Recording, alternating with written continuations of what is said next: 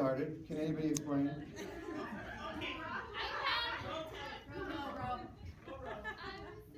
One Direction was photoshopping, the fandom was photoshopping flower crowns onto the people in the band, and then other internet communities started doing it. So we did too, but Brian saw it, and he didn't know about all the other internet communities. He just saw us doing it. So he was like, oh, it must be a Hannibal thing. So he put flower crowns on all the cast. That explains why he showed up with these things in hair and makeup. Let's make it a Hannibal thing. So we did. Everybody else got rid of theirs, but our stuff. Here we go. I never wear these, but I'll wear it for this for a few minutes. Right.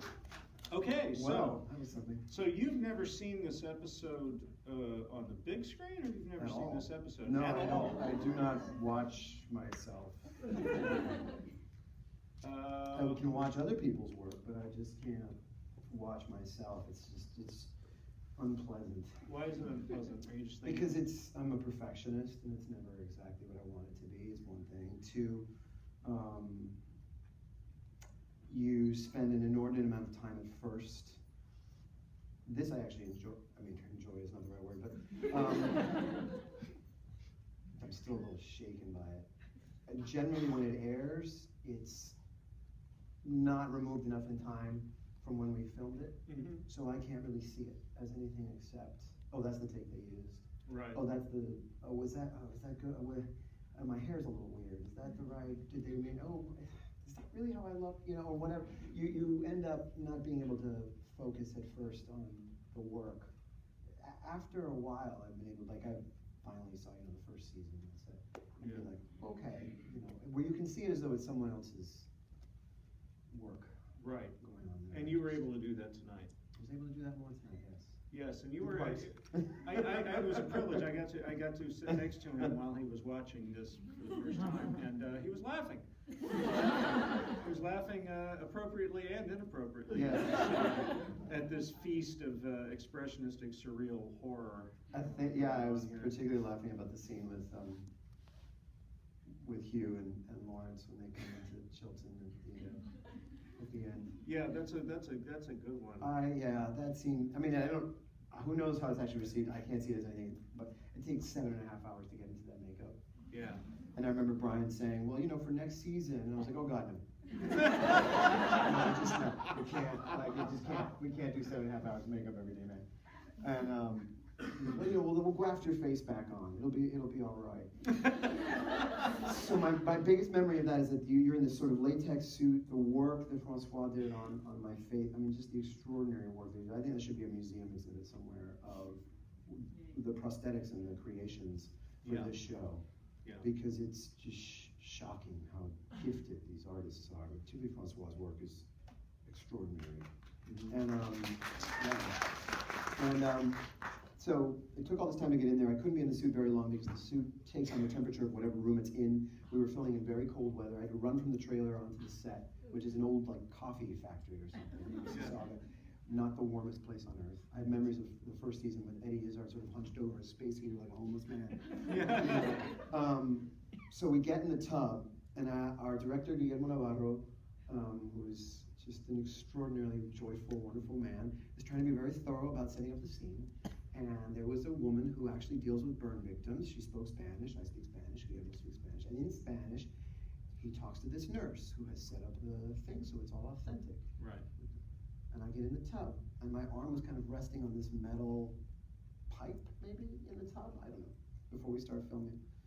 And he says to her in Spanish, "So now, this gentleman, this man here, when you see burn victims like this, I notice his arm is resting on the metal pipe.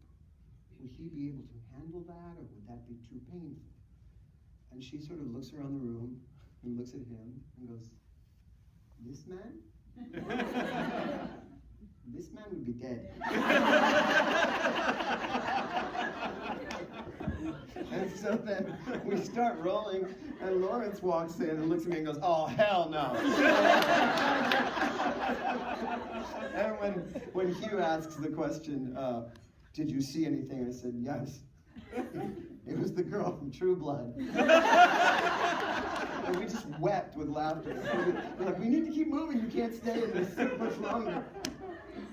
So I don't know how that scene is supposed to play, but it makes me So how did they make that? Were they layering it onto you Yes. layer by layer? Yes. So it wasn't like It's something partly you- latex, it's partly painted. Yeah. Some of it is actual prosthetic pieces that they're putting on. We also had to kind of remember kind of the continuity of, oh, well, his eye would be, messed up once that lens is gone, or what the scarring would be, on his body. And you do everything because you don't know what's going to end up showing up on screen. But part of it's painted. Some of it is a full body suit, not the feet, not the hands. The hands get painted. Yeah. And then you have to get out of it. Now, the way that you talk in that scene, is that a voice that you were doing to accurately mimic like the damage that's been inflicted? I had these fake teeth in, so nobody could understand anything I was saying anyway. And I kept saying we're gonna have to ADR this, but we actually didn't, because he decided to keep the sort of incoherence, I guess. Well, and you also have Will there interpreting. Yeah, he's interpreting, so. But it's really like right on the edge of like the bank robbery scene and take the money and run. Like, I am pointing a gun at you. I'm sorry, I have to get this initial by the bank manager. Yeah. Well, that's one of the things that I was loving about seeing this on a big screen. It really, really plays beautifully on a big screen. I kept watching it thinking, I can't believe this is television. Yeah, it's kind of crazy. And but another thing that I was noticing was I love hearing, and of course this is not exactly a hostile crowd, but I love hearing, I always wonder when I'm watching, I'm usually by myself, am I interpreting this, am I responding to this the way that it was meant to be interpreted? And the way that I always watched it was, it always was a black comedy. There's a very strong element of black comedy, and yet there's also this very powerful kind of melodrama, opera sort of quality. The two things coexist, and I always found myself laughing harder, like cathartically, when things were at their most dire. Sure. There's something about that. And sometimes it's because Lecter says something that's supposed to be funny, but a lot of times it's not. Right. Like I was laughing because you heard me. The scenes between Gillian Anderson and Hugh Dancy were making me laugh. They were making me laugh. And there's nothing funny in those scenes. But I actually think having worked with Brian now twice, if you can find humor in his, it's always there. Yeah. There's always humor in his writing. Always. And maybe it's because I came to him and we worked on Pushing Daisies and it was a screwball comedy and there was the joy of that. But I just know he thinks funny. I know there's always a possible joke in there. And it doesn't mean we're going to necessarily use it in the end, and maybe you don't play the scene that way, but I always think there's, for all of us, a take worth exploring that sits right on the edge of funny. And so that humor is absolutely intended. Yes. It's edited into the piece, the cut, what is it, you fool, and then it cuts to him. Yeah. The conversation with them, it's almost not quite human the way that human. No, it's like something, it's like sleepwalkers talking to each other. And she's making a very clear choice. It's almost zombified, but it's sort of brilliant. You watch her on set. Yes. She's luminous. She literally gives off light and sits there and is very still, control. So we really play so gloriously on a big screen. It does, yeah. But she's making that very specific choice of highlighting the oddness of it. There's no way you'll notice this, but Chilton doesn't have any contractions. One of the choices I made with him, partly to slow him down, was eliminate all contractions. It forces a kind of false cadence is the way you speak. I speak quickly. Yes. He does not. There's a measure, slightly southern, but not quite, because he doesn't know who the hell he is anyway. Quality to him. Yeah. And so there's an oddness to that we're highlighting. Yeah. It's very weird. Nobody speaks without contractions. That's true. It's not that you should notice that, but it is purposeful. Well, the biggest laugh that I personally had watching this again was the apricots. Yes. What did you say? It was on the... Oh, I said that. Yeah, I said that was a mammoth. When you said that line, it was like it reminded me of the moment when Kevin in Glengarry Glen Ross when Kevin Spacey says, they just like talking to salesmen. Yes, I can't help myself with the Mamet stuff, Dan. Having done David's work, Yeah. If there's a precise kind of delivery to the sort of brilliance of a line like that, and you don't want to get in its way, Yeah. get out of the way. So the two scenes that I want to talk to you about briefly are that scene between Chilton and Hannibal, which reminds me for some reason of Amadeus. It's like Salieri is raging at Mozart or something. I mean, like, fantastic. and he's and all this business. There's a lot of business in there. Yes. And there's the tossing of the magazine through the slot, and then that moment where you lean in like you're ordering a movie ticket. Yes, and he's whispering this sort of like. Yeah. Now, how did all that happen? Was that those things that are written in the script, or those things that worked out I can't quite during remember. A lot of it gets rehearsals, worked out while we're shooting. Guillermo is a very, he's a very collaborative director. I remember shooting the scene because we went quite late, and I didn't realize how late it had been because we were having so much fun. Working with Mads in particular was always a total joy. I feel like I learned more about acting on screen working on this show than I between Mads and Hugh's work, or watching Gillian, or working with Lawrence especially. Working with Lawrence is like doing jazz. Yeah.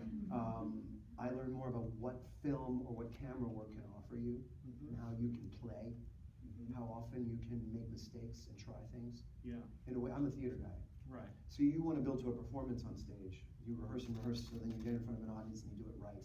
Yes. Do it to the best of your ability. You don't have to do that on camera. So Guillermo sets up a set here where we just kind of play and try stuff. Yes. Maybe flip the. What if we flip the magazine in? Okay. What if I move? What if I prowl like a tiger? Oh, okay. Yeah. What if I have a book and then flip that and open the door? What if I don't move at all? You end up. You have a sense of what it is, but you're coming into each take like it's a rehearsal. And that is a very creative feeling. Yes. Because we're not really giving a performance. The performance is made later. The editor is shaping it. The director, Brian, with every meticulous little detail he can, is shaping the music. These are all things that I had to learn. I don't have to do any of it. We can just play here. So we just played. Right. In that scene. One of the things that I am eternally fascinated by when I'm talking to television and film actors is the thing that you're talking about, which is the way that the camera and the choice of the lens and the way the camera moves and the way that the light hits you becomes part of your performance, and the clothes are part of your performance, and they make your body move differently depending on what you're wearing and all that. And I wonder if you could talk a little bit about that on this set. Like, what is the light doing to you? What are those clothes doing? What does the decor contribute anything psychologically? One of the great things about Hannibal is that every choice up on screen is purposeful. It's true of film. Every decision is being made, and what you're seeing is what we want you to see. On a good film. On a good film. Right. On a bad, who knows, Like, right. But I know that we meant what we're doing. And so part of the clothing situation for Chilton was he's a wannabe. He wants to be known. He wants to be successful. He wants to be Hannibal sometimes. So I'm dressed in variations of other people's clothing. He's dressed in variations of what Hannibal is in. As he becomes more successful, which you see in that scene, he's pretty sure of himself, but it's still kind of a knockoff of Hannibal at his best. Right. We're in a room, so that's also that's helpful for me because the clothes just don't quite feel. He's not quite comfortable in them. Yes, yes, you see There's that. a sort of stiffness to him physically. Maybe the cut of his suit is not quite right. Not quite right. Yeah. Because he wants to be, but he isn't. Yeah.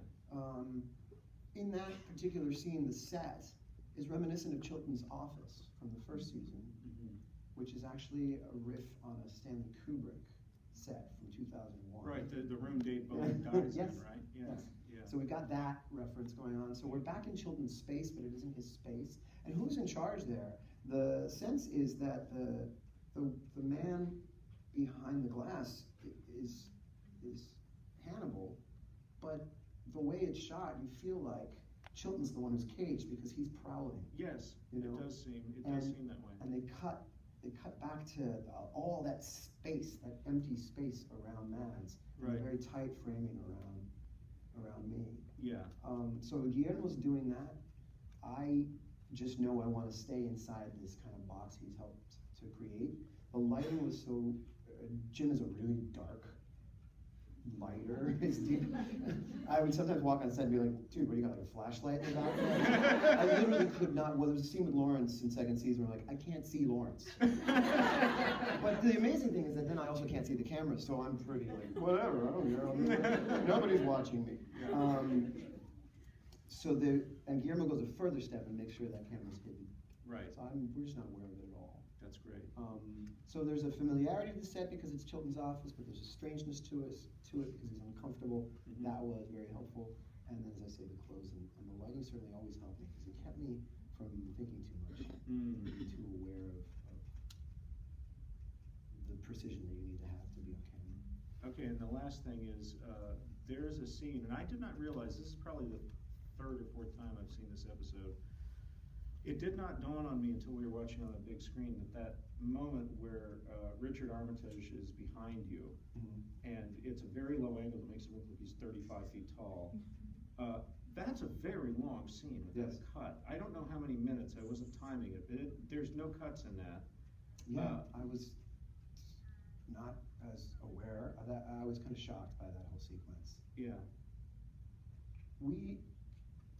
That was a really, a part of the reason I didn't watch the season is that was a very hard episode to shoot. Yeah. That sequence. You can't sort of fake that stuff, you have to be in it. Yeah. Richard and I didn't meet before we shot the scenes. I am butt naked and so is he. We just thought, we're gonna do this, let's do it, you know. They kept the set closed. Katie, our spectacular head of makeup, who just took care of me so much. She would just, you know, sort of fold me in her cocoon, sort of her embrace of safety, and the same for Richard, but we would clear out to opposite sides. And we were just closed in that space for hours and hours and hours and hours, and we just kept going like it was a play. He's a stage actor as well. Yeah. So we both wanted to live in it emotionally and not break. Yes. It was grueling. Yeah. It was really, really grueling. When you go home after shooting a scene like that, can you just turn it off, or does it stay in No, your it head? stays with you. Yeah. You just have to get so deeply inside that emotional hell. And again, because I'm not giving a performance, like I said earlier, I'm just trying to live in that state. There's no end to it. Right. And I know we're going to come back to keep working on it. Yeah. We have to keep kind of living in this awful space. I don't know why. I trusted Richard completely. He trusted me. We just kind of went for it as actors. And again, just kind of riffed on the scene in that very confined set. Yeah. Physically uncomfortable too, I would imagine. Very. What's that stuff that's pinning your arms? What is that There's extra stuff? there's like some sort of like light, like a light, very light glue. It's not a real thing. It looks like it's stickier than it is. Yeah. And but it is sticky enough that I can resist it. Right. No. Yeah. And when he's biting into your face. That was hamburger meat. Was it? Yeah. That was hamburger meat. And the scream that's all me. I remember that because when we started doing ADR, they were like, okay, I said, I'm not doing it. We're not gonna repeat that scream. You're not gonna get anything like that scream in a looping studio. You know, it has to come after hours. And we shot that in order. So we did everything. Oh my God! So there's an almost documentary quality to your distress. Yes. It's all sort of building the whole thing. It's a documentary of a man suffering while shooting a scene from Hannibal. And then the best part about it is that the scene where Chilton gets kidnapped is the first time that Richard and I spoke. And we shot that at like 1 a.m. And we both got dressed for the first time. We were like, hey man, awesome working with you. You're so fantastic. And then we just kind of hung out and laughed. But we both knew that we couldn't do that before. We couldn't sort of see each other and hang out and be like actors having a cup of coffee. Before we did this thing. The staging of that is brilliant. The blood splatters on the window, and you got yanked out of the screen, and you laughed at that. Yeah, you laughed at that because it's like you got the hook in. I wanted it to be funny. It's exactly what we were thinking. Was like just pull him right out of the car. He's such a And there's a kind of, I'm such a great guy here. I'm like, wow! And there's a kind of Warner Brothers quality to that, which I just love. There was a moment, too, that I wasn't even aware of it playing so well in the scene with Freddie Lowndes and these guys, where you see Chilton, he's kind of like a puppy. There's this kind of like, oh, what do you want from me? I'll do whatever you need. And there's this sort of puppy-like thing he has that I wasn't even aware that was creeping into me physically. Yeah. But it's right, because this guy's just like, okay, I'll please you, what do you really need to do? Like, and Warner Brothers just like, shut up. and Brian used to refer to me as Kenny, so. Like, what new way can we find to kill you? It was a very, seeing it, I'm incredibly proud of it, but it was definitely not easy to watch. No, for sure. And it's a show that I just think it's a masterpiece, I really do. Oh, I do too. It's one of the great shows. Yeah. Total great shows. Talk about it.